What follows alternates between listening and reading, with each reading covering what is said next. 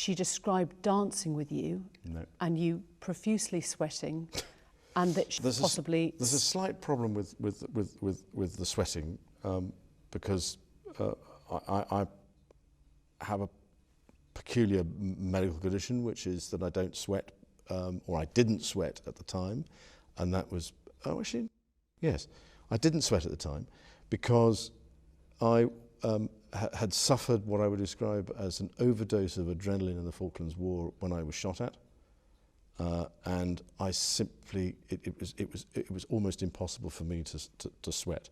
You know, so people say to me, do you believe in God? And I think, what do you mean do? What do you mean you? What do you mean believe? What do you mean cheese? What do you mean cheese? What do you mean? What do you mean? I love limes.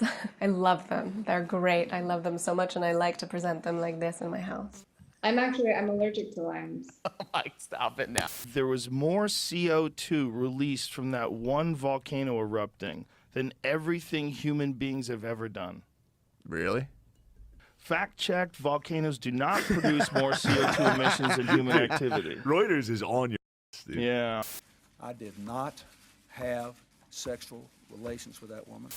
Is it good for you? I've had better.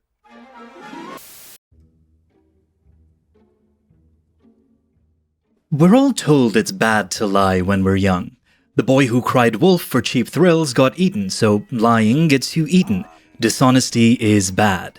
But is that actually true? What is the truth? Because here's the thing, we confuse certainty for truth as certainty feels true. Confidence is convincing after all. Humans are vibes-based creatures. No matter how much we pretend we're rational, logic-loving, data-driven beings, we're a fields over real species at the end of the day. When we're convinced of something, it's just as good as if that something were real. So to us, the truth doesn't really matter. Now, yes, accuracy is useful. It's testable, repeatable, and reliable, but that's not what we chase. We chase the feeling of safety and security that factual accuracy gives to us. So, when the projection of certainty delivers that same comfort, sometimes the truth doesn't seem so compelling in comparison. The truth is a process that demands doubt and revision because it wants to be true. It's an awkward, uncomfortable journey to get to it. Assurance or rock-solid belief is a destination, and that clean finality is why we prefer the aesthetic of the truth, the performance of possessing it over the messy, boring, effort-laden process of arriving at it. Honesty is costly and it often goes unrewarded, so why not skip the effort? Why not lube away the friction of doubt and just lie? The illusion of certainty is seductive. A confidently declared lie is far more convincing than a cautiously conveyed truth. Good lies don't invite doubt, they drown it out. They wear down our capacity for thinking clearly until we're unquestioningly listening to some, ironically, rather questionable things. At the end of this video, I'm going to ask an important favor of you, but we'll get to that in the fullness of time, because before that, there is much to get through. So why don't we kick things off with... We live in a world that relies and sometimes even requires lies to continue to turn. It's a world that favors those who project certainty over those who pursue accuracy. We reward liars, good liars, with money, power, and attention, and it's becoming unmistakably clear that lying well gets you ahead in life. Now, this isn't going to be a video about how to lie your way to the top. If I knew how, I'd be doing it. But by the end of this video, though, you might understand why liars tend to win, why we keep letting them, and why, when it comes to lying, hesitation is defeat. Just to make things clear here, when I talk about truth, I'm not talking about the metaphysical concept that philosophers wrestle over day and night in their incel addicts, but just factual accuracy. Reality you can verify. A lie, then, is any intentional manipulation or misrepresentation of factual reality. They're usually told for some kind of gain, be that of power, status, attention, or even self-preservation. The reasons for lying are innumerable and, sometimes, inconceivable! You keep using the word. I do not think it means what you think it means. At times, they're loud and obnoxious, but at others, they're as subtle as fake weights and filters on Instagram. Whether committed for the sake of cruelty or kindness, we're all capable of lying. So yeah, as the famous fictional genius asshole Dr. House once said, But everybody lies. careful curations, obvious omissions, hopeful exaggerations, unintended delusions. All these are different things that fall under the same category. Lies. Whether spoken to spare one's feelings or to cut them down, to increase the value of a company or to generate enough chaos in a country in order to seize its reins. Lies are simply tools in achieving these ends. I used to work at Goldman Sachs. My project manager there came across as one of the smartest, most informed people I had ever met. She had something compelling to say about every topic under the sun.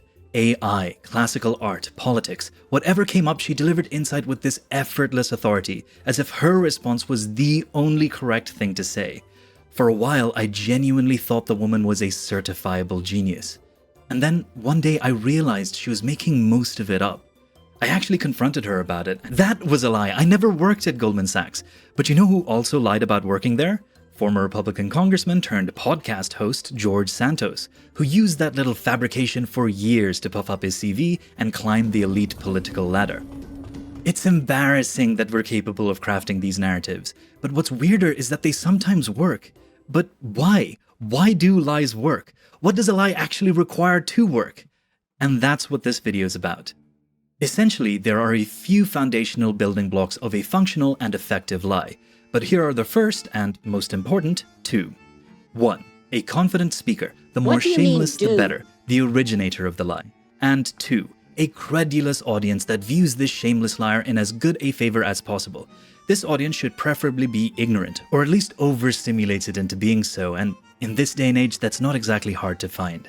Because this world's bloated with content, contradiction, and crisis.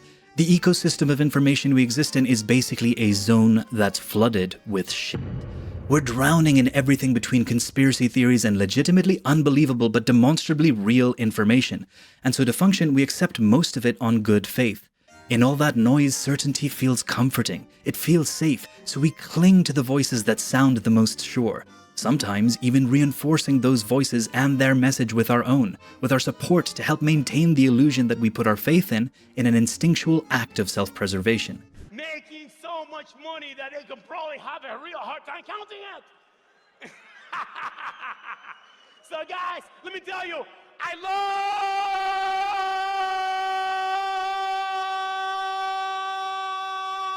love Big Connect! Sometimes, yeah, bad lies work too.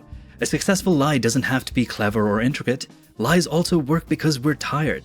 Fact-checking every post or podcast would fry our brains, and our brains want to relax.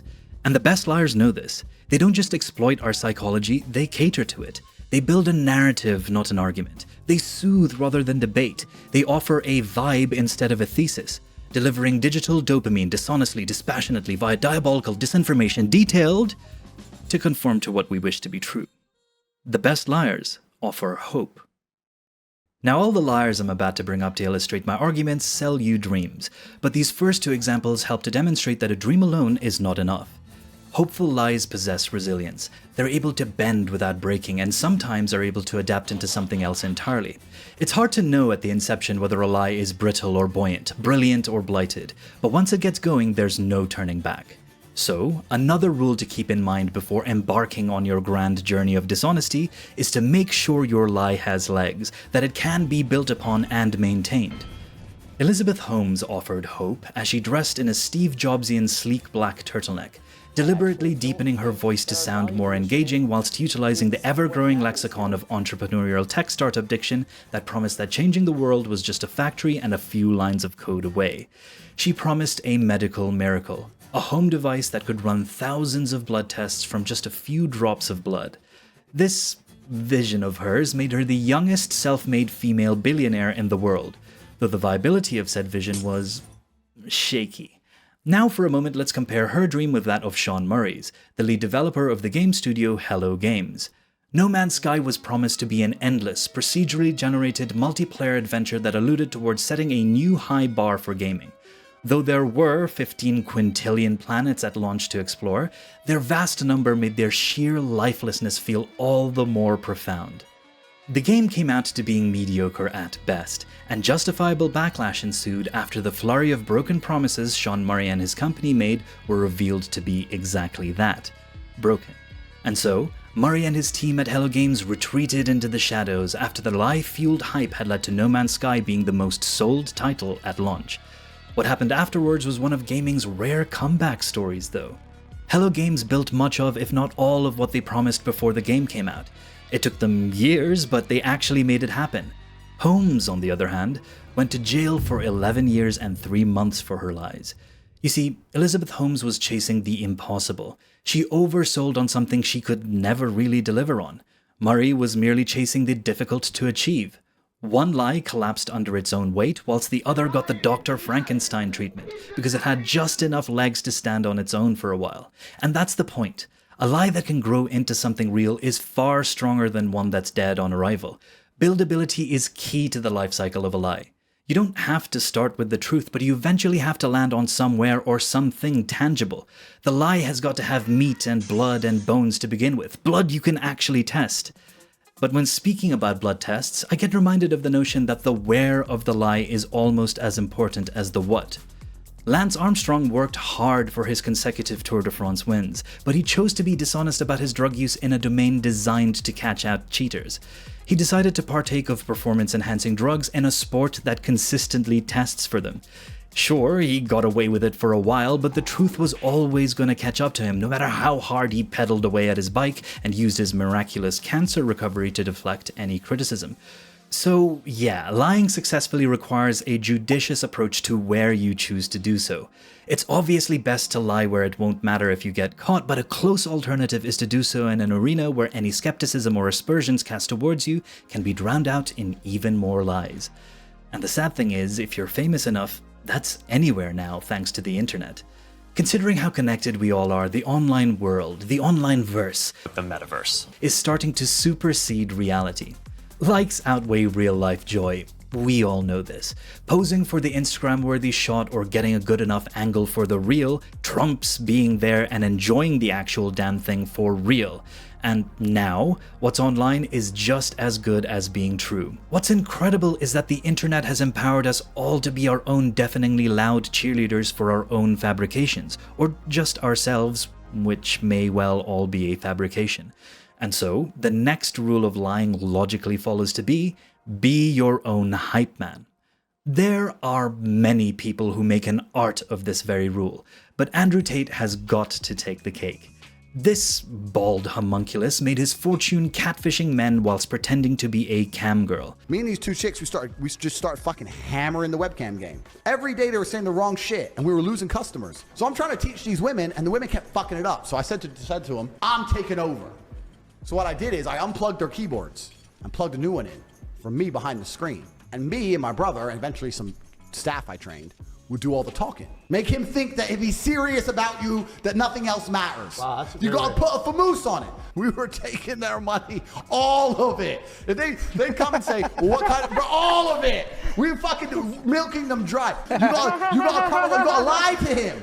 His business model was to weaponize intimacy with strangers for monetary gain. Strangers who were unaware that their digital dream girl was actually kickboxing champion Andrew Tate or one of his associates.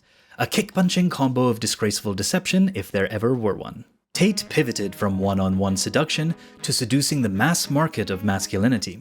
Whilst omitting the catfishing in favor of touting his casinos, Tate sold himself as a man who had all the answers. His customers were a generation of young men, raised on mixed but tending towards rather grim signals, desperate for identity, for potency, for someone to tell them that they mattered, or at least could matter, that they weren't the punchline or the villain unless they chose to be. These men found themselves in bed with Andrew, a man desperate to be seen as their leader.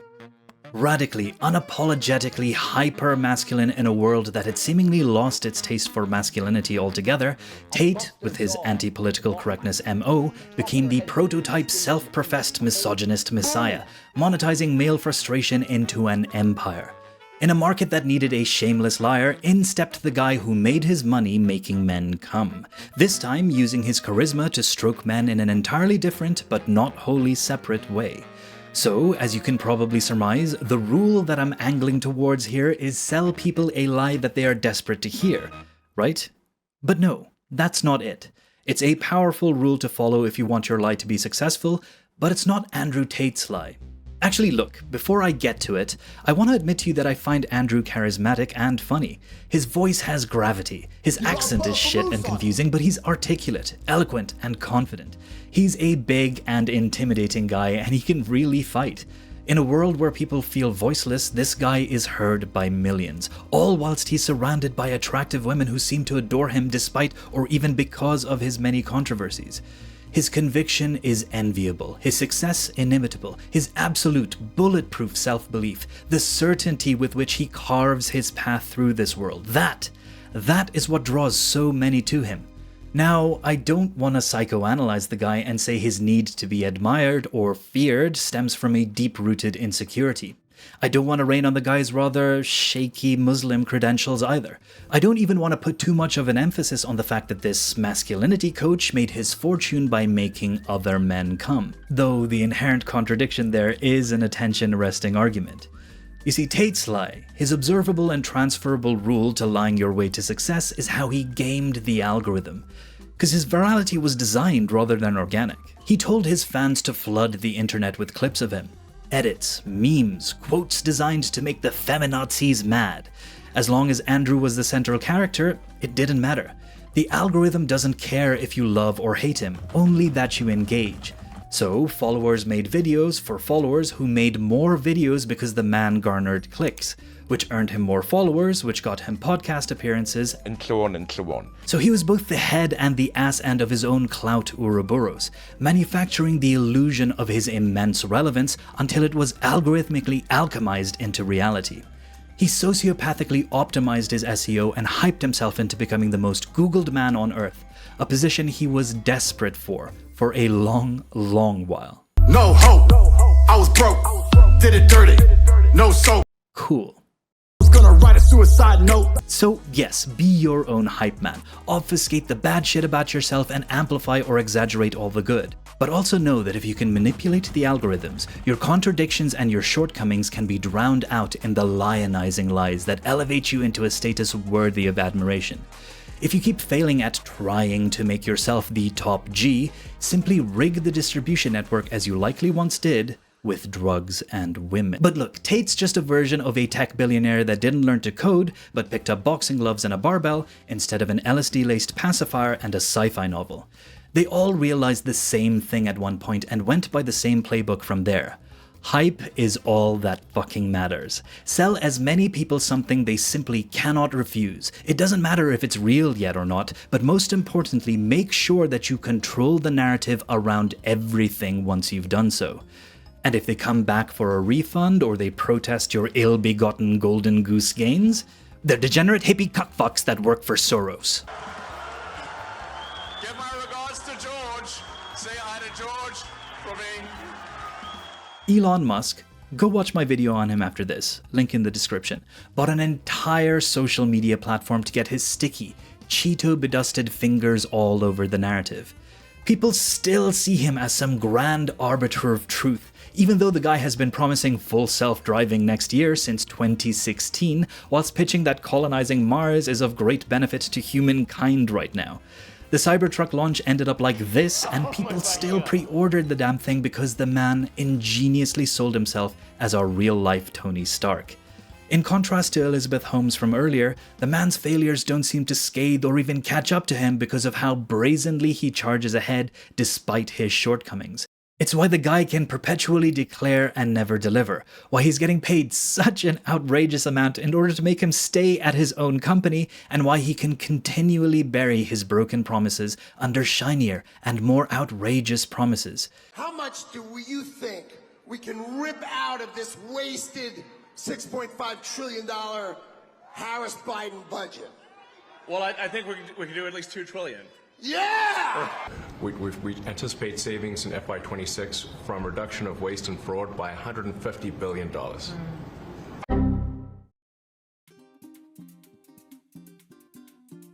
He's done it all enough times that he knows that the myth he creates for himself will outweigh your memory. To this day, people will swear that the Department of Government Efficiency was a genius masterstroke of his, that Tesla should be valued as highly as it is, innovation be damned, and that the misinformation king of X should be put in charge of any fucking thing at all outside of a brick phone with a rehab clinic's number saved on every speed dial.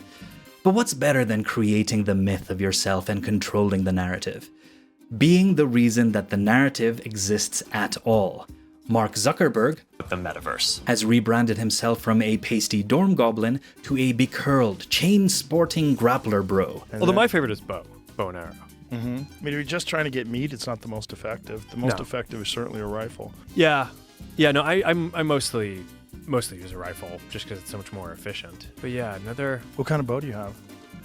Gosh, I didn't get to do it this season, but... Do you know the company that makes it? Not off the top of my head. I have a few. You have to know. Yeah, no, this is embarrassing. This is embarrassing.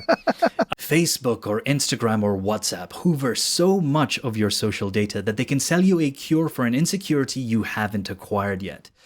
But don't worry, it's on its way to you soon enough. Do you think you are ugly? A Meta employee leaked that the moment a teenager deletes a selfie, they start getting targeted ads for beauty products.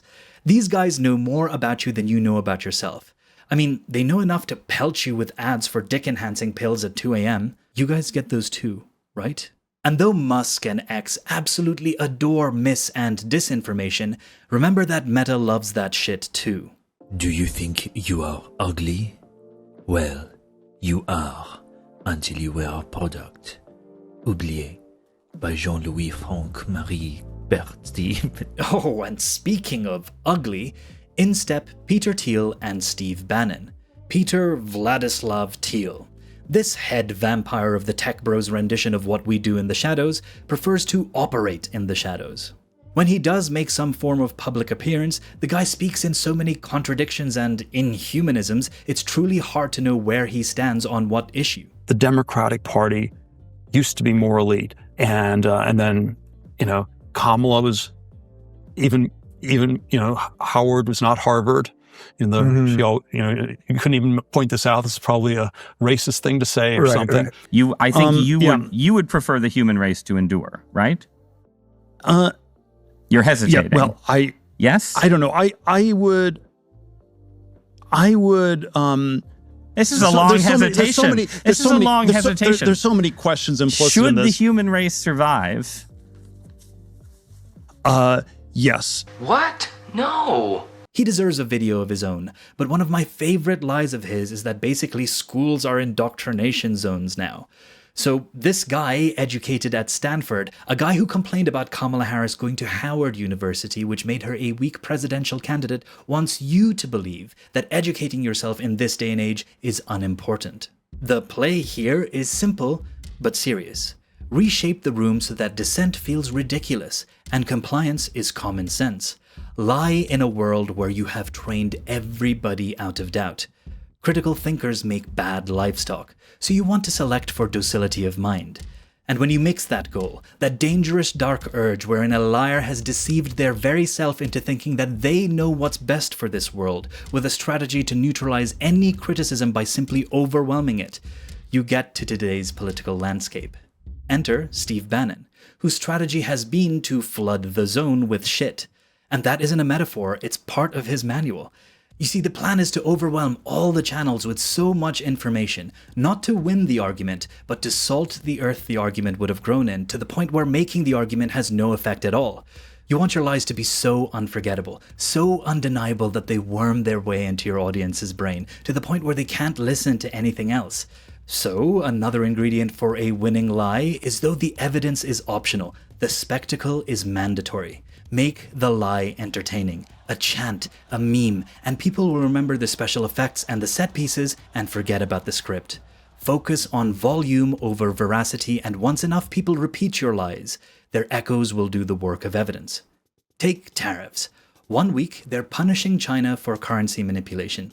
The next, they're saving domestic manufacturing jobs. Then they're fixing the budget deficit, which, by the way, would require people to still be buying foreign goods, which would mean domestic manufacturing would not be saved, but then hey, they vanish.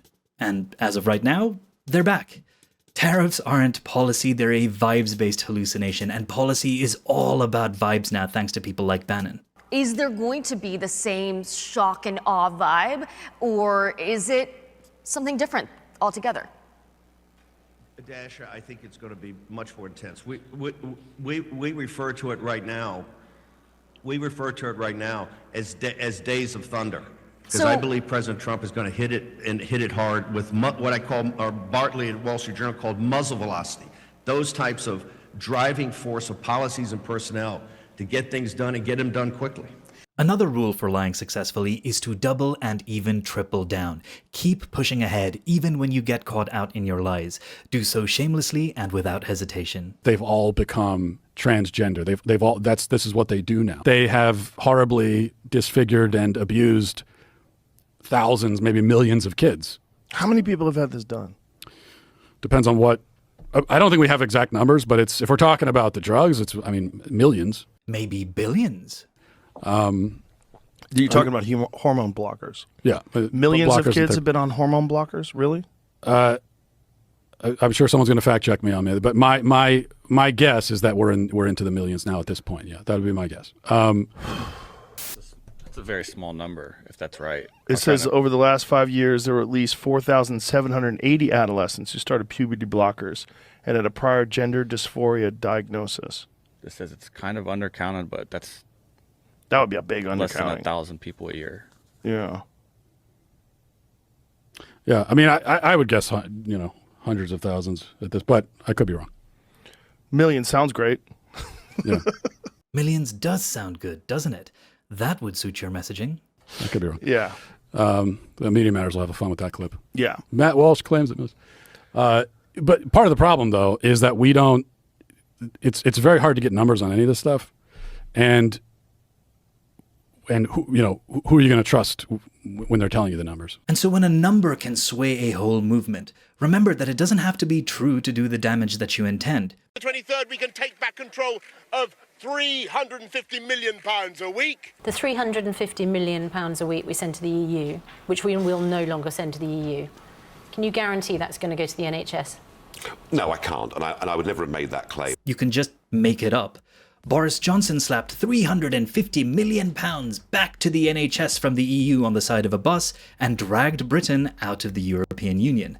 That number was bullshit, especially coming from the leader of a party that has sported a hate boner for the National Health Service in the UK for decades. But it felt true enough to stick it to Brussels, so it stuck. Another chief Brexiteer liar, Nigel Farage, surfed the wave of misinformation and lied Britain out, and then dipped right before the consequences hit. Now he's back, shit-eating smirk fully recharged, leading a whole new party, armed with enough plausible deniability that the job he set out to do was done, after effects be damned, and could possibly end up as the UK's Prime Minister someday, proving that liars always win if they lie long and hard enough. And where there's a political lie, there's always a media machine happy to perpetuate it. Fox News knew the election fraud story was false. Their internal messages admitted as such, but they ran with it anyway because outrage pays and validation from the Mango Mussolini is a necessary lifeline in the conservative media sphere. It doesn't matter that they paid out one of the biggest defamation settlements in history. A chunk of their viewers still believe the myth because it was shouted with confidence and aired with a chyron. And speaking about shouting great lies loudly and proudly, we will build a great wall along the southern border. And Mexico will pay for the wall. Mexico will pay for the wall. It was never really part of the plan, but man, it must have felt good to illegal immigration haters. They chanted it enough that they made it feel like it was baked into the budget until, well, reality faded in and fucking Biden. I have to start off by saying that's Biden. What a situation that all is, and that was really the Biden setup. When does it become the Trump economy? It partially is right now, and I really mean this. I think the good parts are the Trump economy, and the bad parts are the Biden economy. Now, the stock market's not doing so well, and you're saying that's the Biden stock market, yet you are the president. Can you explain that? So, this is Biden. And you could even say the next quarter is sort of Biden because it doesn't just happen on a daily or an hourly basis. Joe Biden especially let the price of eggs get out of control. And that's the trick with these political lies. Diagnose an ache loudly and proudly and promise that you've got the solution. It's just one political milestone away. Make the people feel the bruise, then offer them the balm. But before you can address what ails them, have you seen this next issue that distracts you away from the fact that your life is not getting any better? These guys don't want to govern. They want to continuously rally a mob for the headline and then disappear the moment the long, hard work is due. They campaign in vibes and govern in vanishing acts, moving on to the next thing before they address what they just brought up to you. And yeah, if you haven't guessed it yet, this whole video, all of the components mentioned here can be attributed to one singular artist, the most successful liar of them all, Donald J. Trump. Love him or hate him, he is a very, very successful liar. He exaggerates almost every sentence so you cannot tell what he is serious about. You don't possess the solid ground beneath your feet to even parse what is a lie or what is part of what he would call a weave. He's been at this for so long that his supporters are incapable with touching base with reality. They ardently grant that every missed target was hyperbole and misattribute every horrible thing he does or says, not to malice, but to simply good business sense. He truly is a master liar and deserves a video all to himself. But know that his success and those that would ape his playbook after him depends on one last rule for lying successfully. A lie in and of itself. A deafeningly quiet lie that keeps this whole circus afloat. It's that you can't do anything about this all, that your voice doesn't matter, and that your actions could never cause a ripple. These successful liars, these grifters, these dishonest charlatans don't need nor ask for your consent, just your silence and your passivity. They seek to keep you exhausted, outraged, and overfed on junk cynicism until you feel your only response to all their bullshit is, this is just how it is. But it isn't. It doesn't have to be. Do you remember that favor I brought up in the introduction? Well, here it is. Call out the lies. Not because you'll mitigate their effects instantly, but because you can shove the dial back towards a status quo where factual reality actually matters. Doing so openly will make someone else feel like they're not insane for being bothered by all the bullshit. Slow down before you share what could be false, or make sure you're putting in the boring work to get to the verifiable truth. Actually look at the sources and not just the headlines, and follow people who share the testable truth instead of the most theatrical. Gently nudge your friends who have evidently swallowed something false, and when someone brings you credible evidence, take that nudge yourself. Call out the companies that harm while claiming to help, and make your corner of the world harder for liars to operate in. Now, don't go after Greg from accounting who used to bench 405 in high school and fuck the prom queen. But stop giving a free pass to the Musks of the world, who lie their way to cultural dominance just to twist public discourse for personal sport. Call out the Zuckerbergs who promise mental health advocacy whilst programming their apps to sell you insecurity. Defy the Peter Thiels who want you compliant and obedient, ripe, corpulent data livestock ready for harvest. And call out the structures that keep these liars in place. Every empire of falsehood is built on the assumption that you won't notice or won't care enough to do anything about it all. So, notice. Show them that you care. Do something, even if that something is small. Be stubborn about it and never give ground to or back down from these liars and their poisonous, insidious, shameless lies. And yeah, take it easy. I get quite emphatic at the end of this video, and though the message is to fight back against liars, doing so with violence is never acceptable. There will be a part 2. Stay tuned.